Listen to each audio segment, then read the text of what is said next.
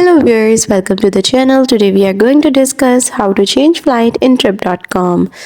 You just have to watch the video till the end and don't miss any important steps. Step number 1, open the trip.com and here click on manage my booking option to preview your upcoming flights.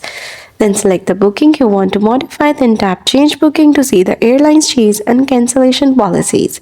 Step number 3, choose the passengers you want to change the flight for. Once done, you have to be on step number 4, that is selecting your new travel days and tap find flights. You can use filters such as non-stop or lowest price to narrow options. Then you have to pick your preferred flight and review fare differences and fee if any. Step number 6, if everything looks good, proceed to payment and finalize the update. You can check your email for confirmation which include any refunds or extra cost. And that's all. That's how you will be able to change flights on trip.com.